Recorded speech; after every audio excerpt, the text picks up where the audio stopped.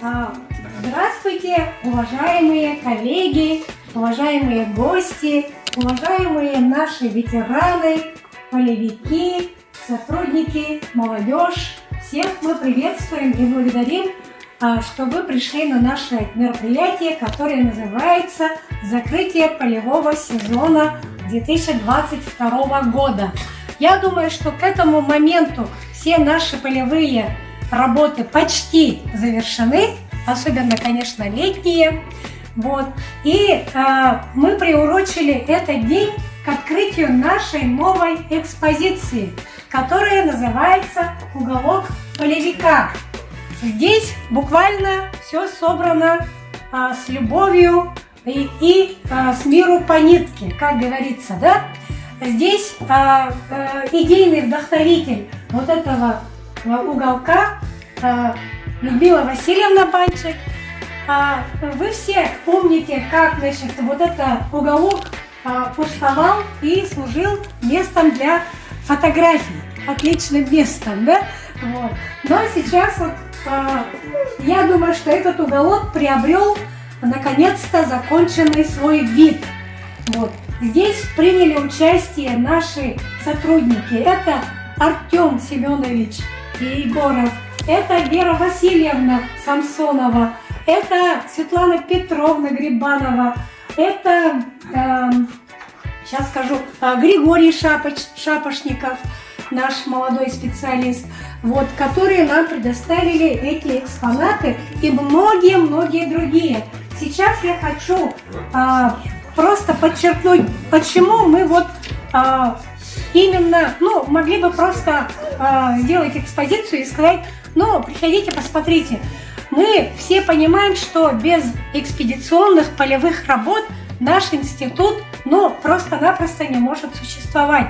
И все те люди, которые у нас работали, они сделали все возможное для того, чтобы процветал наш институт, наша наука посредством тех героических лет, которые были в 30-е, 40-е и последующие годы. Очень жаль, что сейчас очень мало осталось соратников, учеников тех первых полевиков, которых сейчас уже нет. Да? Вот. Это и сам Павел Иванович Мельников, и Николай Филиппович Григорьев, Петр Алексеевич Соловьев, Вениамин Тихонович Балабаев и многие-многие другие. Вот, поэтому мы хотим, чтобы молодежь знала свою историю, как люди работали, каким трудом все это было заработано. И в том числе вот такой полевой быт. Теперь я хочу предоставить слово для Людмилы Васильевны. Не нравится полевой стан, пожалуйста, добавляйте, потому что материал можно менять, чтобы это было где-то в загашниках у нас.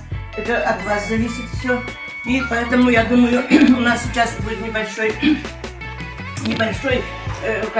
игра небольшая будет. Что, где, когда, типа того, мы проведем сейчас этот маленький... Я могу просто раздать. Где? Я тоже сразу могу сказать. Точно. У нас проводится 2 конкурса, в которых вы, надеюсь, примете. Но тебе она не нужна. Все не так и все не то, когда твоя девушка больна. Когда твоя девушка больна. Все не так и все не девушка больна. А вечеринку один, когда твоя девушка больна.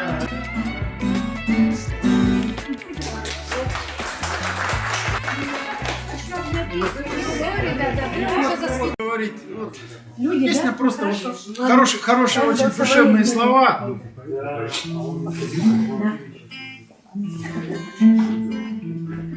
Вы пришлете в красивом конверте теплых слов шелестящий шелк. Но мне вы не верьте, не верьте. Я такой, я взял и ушел. Вы мне дороги тем, что рады, и доверчивы, и нежны. А я очень боюсь парада, доказательства чьей вины. Обожаю бродить по свету, а на месте сидеть не могу. Вот иду и беседую с ветром, я ему никогда не лгу. Нахожу на дорогах подковы, заполняю собой города. Человек из меня толковый не получится никогда. Он пришлет в красивом конверте теплых слов шелестящий шел. Но мне вы не верьте, не верьте, я такой, я взял и ушел. Ну, мы подведем итог гитарной песни. Так, уважаемые друзья, первым выступил Лев Геннадьевич Ли. Прошу поднять руки тем, кто за него. Голосовать можно только один раз. Голосовать можно только один раз.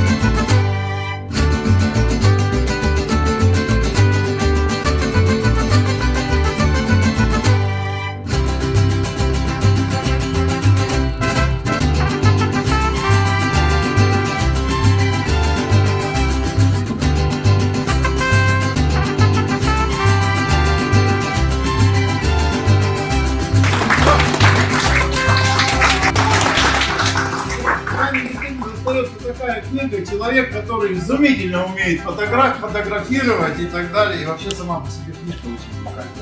Спасибо. Климова Ирина Витальевна за участие в конкурсе фотографий в поле 2020. И самую дорогую подготовительную. Андрей Владимирович, занявший 3-е место в конкурсе фотографий в поле 2020. Ну, это, друзья, наша общая награда. Всего года мы работали. Это и геотермики, и региональщики, и геофизики, и все остальные. Буровые водители и так далее. Спасибо. Это номер 4. Грамотой награждается Васильев Александр Иванович, занявший 2-е место.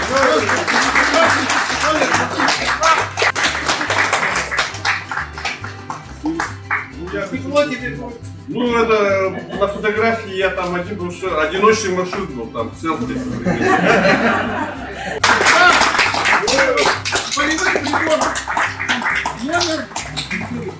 Номер 1.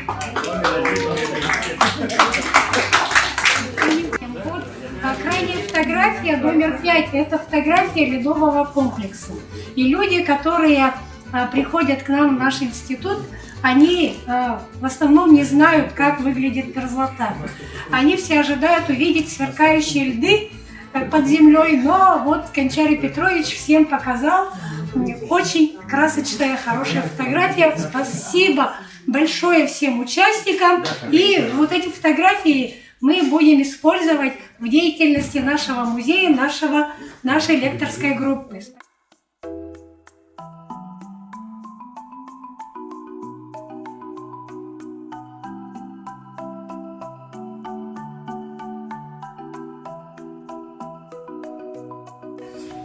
Лев Геннадьевич!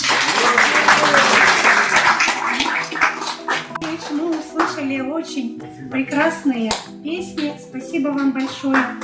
Грамоты.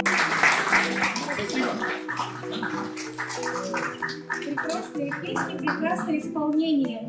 И грамотой награждаются Набережный Артем Дмитриевич и Литовка Андрей Владимирович. Значит, называется «Мы идем по вечной мерзлоте». Где-то девушки ходят по пляжу босые, утопают в цветущих садах города. Только нас провожают друзья и родные. Каждый год не туда, не туда. Скоро кончится снег и пройдет ледоход. Загудят комары, зацветет голубица. По великой реке поплывет теплоход, и вернутся домой постаревшие птицы. Нам привычнее в маршрут отправляться пешком, по Курумам, Маренам и по Татуланам, по болотам и грядам Калмских Едон, по Сункарским хребтам и Аянам. Нам с тобою опять повезет обнажаться подземной льды там, где надо. Не затопят шуршили костер, не зальет, и найдется сухой островок для отряда. Да в работе своей мы, конечно, рискуем. А что делать? Природа наш дом. В непогоду бывает. О детях тоскуем и жену виртуально целуем притом. Но без нас не добудут руду и алмазы. Не построят плотины, дороги, мосты. Нам известны любые проказы и коварство сплошной злоты. Мы, друзья, не подвластны суровой природе. Мы свои на любой широте. Оттого нам не трудно в тяжелом походе. Мы по вечной идем в мерзлоте. А? Вплоть до великих открытий, потому что мы с Артемом, я говорю, приехав через 25 лет в Хатангу, мне все, этот начальник экспедиции уже, будучи тогда Мартышкин, который тогда был геологом, когда мы работали в 70-х, в конце 70-х годов там, да, мы с Артемом придумали метод, как спать в порту. Почему? Там везде эти кресла с ручками, и лечь невозможно. А мы там по 15 приходишь утром, и где-то в 9 часов вечера или во сколько, как закончили там самолет, а там в Хатанге же такие вещи, летом это полярный день, поэтому там до самого позднего, вот и сидишь. Лечь там нельзя. Ну как, потому что эти деревянные штуки. И мы сделали такую систему и придумали, как спать коленвалом. Мы с ним приходили и высыпались. И метод назывался коленвалом. Мужики эти, вахтовщики приходят, там тоже корочатся.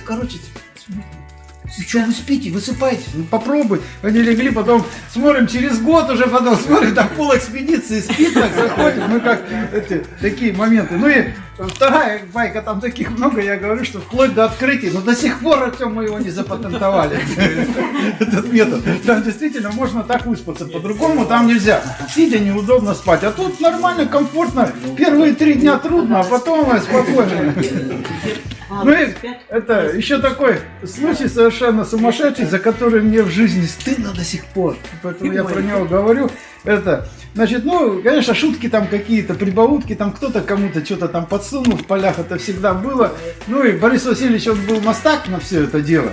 Ну и там, поскольку я был молодой, он все время что-нибудь сделает, довольно смеется. И тут у нас был такой тяжелый большой маршрут на Курейке, когда там только начиналась строиться эта Курейская ГЭС. И мы, значит, там Орловская экспедиция работала, отбурила глубокие скважины, и мы с ним, ну, взяли там лебедку, соответственно, серьезную там, и где-то мы, ну, будем так говорить, 1,5 недели с ним шли, ну, туда и назад у нас маршрут получился, там где-то 117 километров по профилю, со скважинками, ну, с ночевками, соответственно, с работой. Ну, и я до сих пор вспоминаю, Чаратока, тоже это сумасшедшая штука, когда там 1 день за сезон без дождей бывает, вот тут тоже где-то половину без дождей, и вот назад мы идем, а что там, правда, меньше стало продуктов, но зато все тяжелое, там мокрое, это еще и лебедка, там она бы 30 с лишним килограмм, правда, Боря ее определил сразу на мою широкую спину, он таскал все, помимо там этой лебедки. Ну и тут он что-то, вот честно не помню, то ли там подсунул мне, это что-то в сапог я начал одевать, не могу, и тут на ногой наоборот. И тут мы идем вот с ним уже, там до дома осталось, ну, наверное, километров, будем говорить, 10-15, дождь льет, развести там ничего, вообще там где-то сутки, ну, где-то выковали что-то костер, раз развели, чай попили, о, вот меня отпустило, я помню так. И сидим, рюкзаки стоят, и рядом лежит камень большой. Ну, Боря всегда подкладывал кому-то. Я думал, брошу ему, а через несколько метров вытащу. Бросил ему и забыл. Я смотрю, Боря отстает. Пришли, лодку качать надо, а лодки там надувные, но за 1,5. Накачали лодку, переплыли на ту сторону. Ну, Боря говорит, нет, я чаю. Это больше. И этот кирпич летит в палатку. Упал. Я говорю, Боря, представь, если бы ты в меня попал, как бы ты меня отсюда вытаскивал? Уже на следующий день. Соловей, я тебя убью! Вот я говорю, мне до сих пор стыдно. Я говорю, Боря, ну извини меня, он со мной 3 дня не разговаривал. На следующий день мы пошли к этому Казанскому, туда тоже, на табор, там где-то, ну, километров 15 было, тоже там где-то часа 2 мы тихонько до него шли. Я говорю, я ты со мной не разговариваю. Вот тут такой, вроде как он смешной сейчас, но тогда мне было как не стыдно, и ну, он тащил все эти 15 килограмм, там булыган, он серьезно, не то, что там полкилограмма. А поскольку человек устал, он не чувствует. Ну, идешь, когда вот что-то, наоборот, чай попил, берешь, Борис, ты что-то все тяжелее стало, как бы дойти там, не сочкануть. И Боря сзади идет, и как он...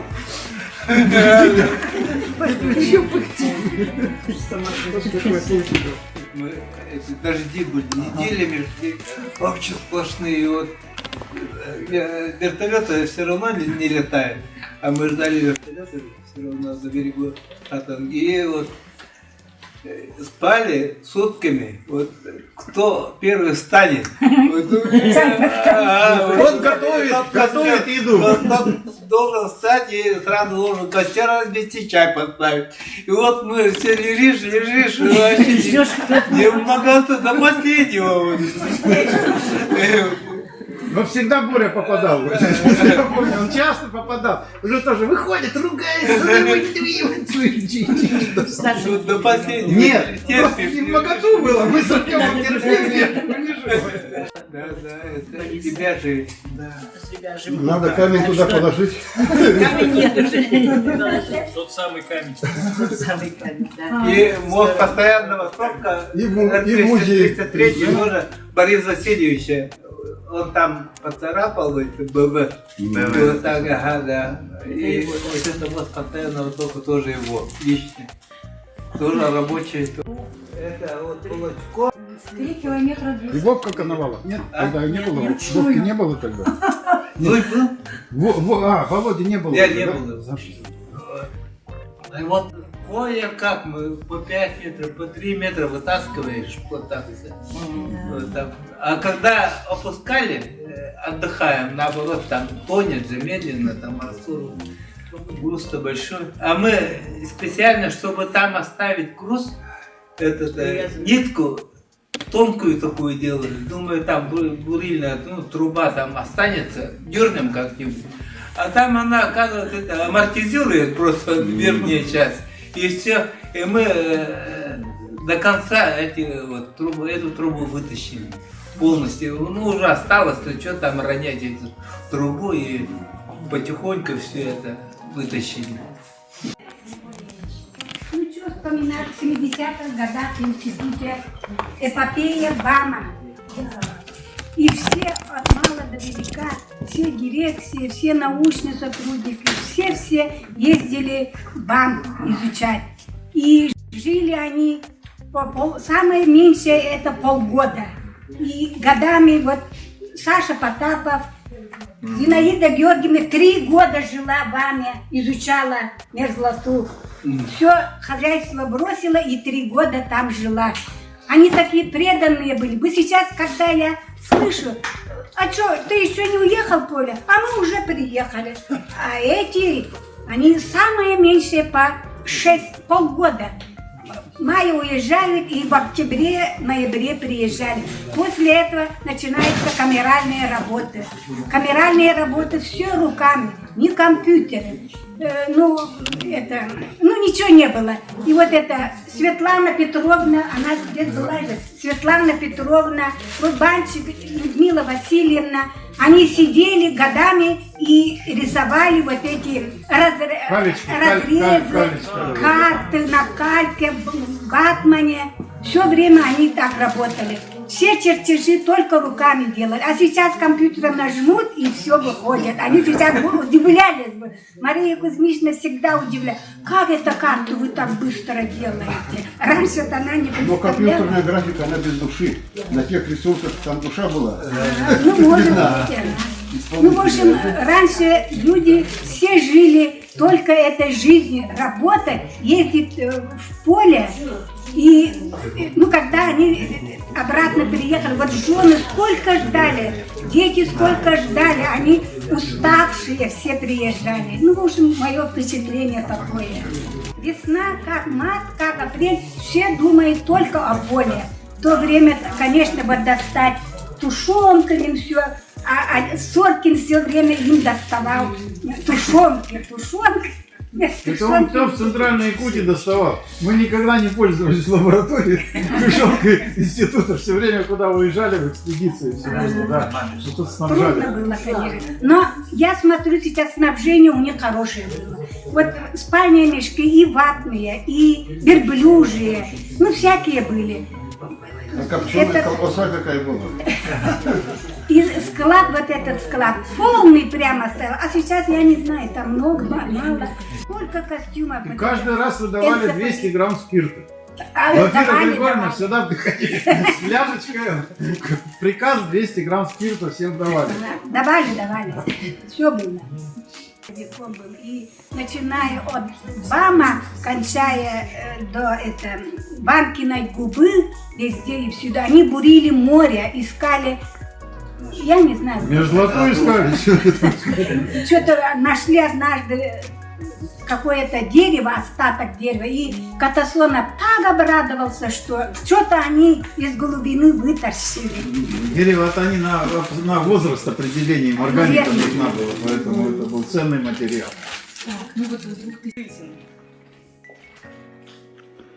Как только весна или все собираемся. Хорошо, что вот как-то в институте у нас все-таки обеспечивали очень хорошо. А на БАМе, если вы говорите 3 года, там у меня стационар был. Вот. Проводили мы стационарные работы. Даже вот Верочка работала, будучи студенткой. Она у нас на практике была. Очень такая добросовестная, любой циферке я верила. И некоторые ребята просто как-то, особенно вот, очень заметно было, когда городские приезжали, студенты на практику, как-то только разговоры, а вот которые приезжают с улусов, ребята в университет, это трудоголики. Они и шурфы копают, и все, это вот... Верочка, все Тулусов, которые приехали. вместе, да. Я очень довольна и вспоминаю эти годы как-то, ну вот, я не знаю, может, не поверите, а это вот самые лучшие годы моей жизни. Поле. Все время поле. Очень трудно, и эти вот маршруты, и все. Ну, как-то вот собираются ребята, все, и просто, ну, диву радуешься за них, и что вот они могут себя преодолеть, и все. И я вот как-то с радостью, с душой всегда вспоминаю те годы, которые были посвящены полевым работам. Мы сейчас в полях забыли, что такое комары. Я уже лет, наверное, 15. Ну, сейчас всяких этих средств, например, спать вот эти, которые делают спиральки. Я 20 лет первый раз решов мне ее вытащил, зажег бы. Все, я с тех пор сплю вообще почти без спальни, когда возможно. Раньше-то это Полох, марлевый полох. Я к чему это говорил? Вот Васильевич, он привыкший к этому, но спать ложится и все время. Это вот польская палатка, наверное, одна из первых, которая была, она герметично закрывалась. И вот мы на Турухане были, вот запомнили и долго, он рассказывал много, что там гнус. Вот все время говорят, что такое гнус? А это в одно время мошка, комары, оводы. Все в одно время. То есть такой момент, что... И вот мы спать ложимся, и Боря меня: Соловей, вставай. Вот мы встаем, 300 штук выбиваем, все, я ложусь спать, через 2 часа у меня... Я с головой сплю, а он не может с головой залезть. Так я про гнус скажу, этих стану сказано, что в туалет мы лазили на 45-метровую мачту. Это нефтяная, потому что это бесполезный номер, да. Причем ни днем, ни ночью. Это все, у них нет такого момента, что что-то там упало и так далее. Вот этот Турухан, когда... Сверху кричали так: бойся! Души открывают там все это. И это... Пуховые которые? Летческие эти. Унты. И вот мы, а там 50-градусные морозы. И общежитие нефтяника после капитального ремонта. И мы туда поселились, а у них после капитального ремонта штору, вот, там ветра такие, а штору вот так вот висят. Представьте, как дует от отца. Вот эти спальники достанет, Вот, а там не широкую, вообще 2 человека может залить. Оказывается, это сидейковые. Это чехлы для спальников были. Ой, как мы там замерзли. Резван и Калдома, наверное. Резван Тарханович, это, а потом а сапоги летческие, оказывается, это там же сверху кожа. Ой, ноги вообще это замерзают, там ужас. Вот он перешел чуть не этот Сокол, Резван Тарханович там кинул эти сапоги, это унты. Вообще ужас было. Это по Покровскому. Там было здорово, Как там мы коллективно все делали, а сейчас Сейчас ничего нет, ничего. машины у всех. Сейчас у всех машины, поэтому все ездят сами. Книжки о сегодняшнем дне. Вот, Зинаида Григорьевна, вам, пожалуйста, книжечка «И наука, и мирой». Там и стихи, и воспоминания наших ветеранов. Спасибо. Всю жизнь, кстати, по-моему, многих. Тамара Пантелеймоновна, вот вам очень хорошая книжка, коробка с коробками. Спасибо, и нашему ветерану Артему Семеновичу. Вот такая книга, которая заложила основы мерзлотоведения. Ага. И, дорогие товарищи, давайте сядем за стол, будем чай пить, разговаривать вот так вот. Давайте. И из-за этого ты меня лишил. Я думал, что-то страшное произошло там. Думаешь, Из кого же он сварил этот борщ, что это нельзя есть? А оказывается, всего лишь сапог. Носок упал, и он его не нашел. С этой ледяной горой. Да. И нас, значит, Владимир Павлович снарядил в эту экспедицию. Там были, значит, геофизики. Ну, в основном геофизики нам надо было поставить. А в этой команде были, да, Евгений Маркович, который мы вместе поехали.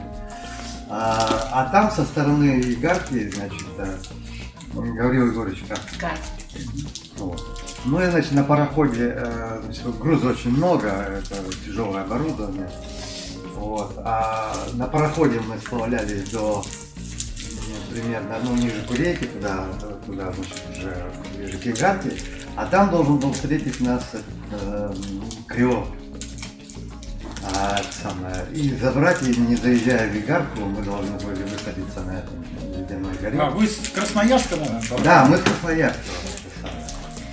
Вот. А это была весна, значит, все нормально состыковались, где этот самый Крио нас встретил, перебросили. И это самое, там уже прямо в этом цирке, там огромный такой, это самое, цирк ледяной горы, высадили, значит, разбили лагерь. И дожди, значит, просто, значит, со страшной силой. А мы груз старались тоже поменьше, чтобы было. И часть полевого оборудования должны были вот карповские ребята привезти из Игарки. Палатка у нас была, значит, мы высадились, палатку, значит, разбили, а печки нет. Значит, ребята там задержались, игарские, печки нет. Все промокли, и что делать, сидим в палатке, ну давай, значит, это самое, из камней сделаем, значит, печку в этом палатке, и хоть как-то обогреться, обсушиться. Сделали, да, нормально, значит, такая печка получилась аккуратненькая, и это самое, разогрели, все, начали сушиться, значит, как взрыв, выстрел какой-то. Бабах! Наши носки, значит, там обувь все разлетается. Оказалось, это самое, печку-то мы из известняка сделали. Вот эти плитки известняк, хорошо из него стали. А он когда разогревается, он начинает чуть вообще не спалили это самое. Все свое. Ну вот, да, такой был интересный момент. Такие командирские организационные способности. Во-первых, дом капитальный. Мы жили в капитальном доме на Этеркане. Вот я приехала, уже был дом. Я приехала, значит, Гоша Находкин там с нами был. Это мы уже второй раз на это место, получается, летом приехали. Значит, все должно быть нормально. строили, работали и параллельно строили баню. То есть я говорю, Зинаида Григорьевна, все прекрасно. Значит, и потом, получается, кроме этого, там у нас кухня была отдельно, ну, с этим, как его, печка и навес. Да. То есть не как попало, а все очень. И была очередь. Один день работаешь на площадках, второй день обрабатываешь, третий день на кухне. Никто никакие баклуши не бил ни за что. Значит, из второго года, когда там Ваня Поздняков, например, был, насколько хороший вот организатор, начальник отряда Зинаида Григорьевна, у нас коза была. Козье молоко у нас было, то есть за вредность все получали. То есть это из хорошего такого, того, чего, ну вот, скажем, может быть женщинам присуще и так далее, что у нас во всех отношениях все было замечательно. Ну, нелегко, потому что доехать до нас можно было только 200 километров, дороги не было, мы ехали 200 километров, мы ехали на вездеходе. То есть это была глухая тайга, никакой дороги не было. И в таких условиях у Зинаиды Григорьевны там был рай. Рай был. Она обо всем заботилась. Ну, из смешных таких баек, ну, не знаю, можно рассказывать или нет. Нас приехали проверять Некрасов, Шасткевич, Заболотник. Вот. Ну, Заболотник заболел и, значит, лежал все время. Ну, Заболотник, вот его характеризует, я думаю, что все равно это можно говорить. Он периодически измерял у себя температуру и записывал. Термометр или градусник? Градусник. Надо было ему бросить косу-то. Коса. У нас косы и так хватало там измерять. Я просто говорю, что вот какие характерные черты у людей интересные бывают. Трясло то, что, ну, там Гоша Хабаев был, значит, меня потрясло, что они полетели на вертолете на хребет Турана, скважину будут. Забрали все с собой, улетели на сколько, на неделю? По-моему, вы там летали, значит, то есть это же надо вертолет выбить, головой вывести. Ну что, раньше нормально было. У нас в 70-х, 80-х годах я в поле начальник отряда, у меня 10 часов летного времени в кармане всегда лежало. Ну, Всегда. лежала. Да. Там много желающих, это же вам. Нет, я тебе говорю, что у начальников... Не курейка какая-то. Нет, давали. Когда такие работы были, ты что там у нас? Да, все летали. В общем, значит, еще интересно, на второй год, когда было поле, Зинаида Григорьевна, 3 собаки у нее было. Значит, Ветка, красавица, карело-финская, Лайка, очень умная. У нее 2 детей было, 1 каштан, значит, а второй барсик. Барсик вообще типа западносибирская красивая собака. А каштан, видимо, она с кем-то там подгуляла. Я здесь иногда вижу таких собак, как каштан. То есть здесь какие-то потомки бегают. Но смысл заключался в том, что у них была специализация строгая. Значит, каштан типа дом охраняет, ну, на территории, с территории, в общем-то, никуда, там лежит под тенечки. Барсик где-то бегает, значит, иногда, да, это, ну, разведчиком, видимо, был, иногда начинает лаять, и эти 2 срываются и уходят. Ну, то есть он какой-то знак подавал. Но самое уникальное, вот насколько у них там отдельный коллектив был, распределение обязанностей, это то, что они однажды поставили Сахатова около нашей бани. Вот привели, поставили прямо. Вот такие собаки были, клевые. Значит, у Зинаиды Григорьевны. Поэтому много всего очень интересного было. Значит, в сенях стояли, ну, всякие мешки с крупой. Вот у нее была развлекуха. значит, потихоньку залезть и рассыпать мешок с крупой. Вот, это вот она такая. Дырочку прокусить, да? Нет, Наказ. Рогами бьет, бьет, бьет. Нет, ну, Сверху, чтобы сыпалось. ну, не знаю, мешок валяется на полу рассыпанный. Тоже наберу. Сидим, я сижу в кабинете, Боря заходит, что там, то ли шапку свою в угол мой, я вообще ничего не помню.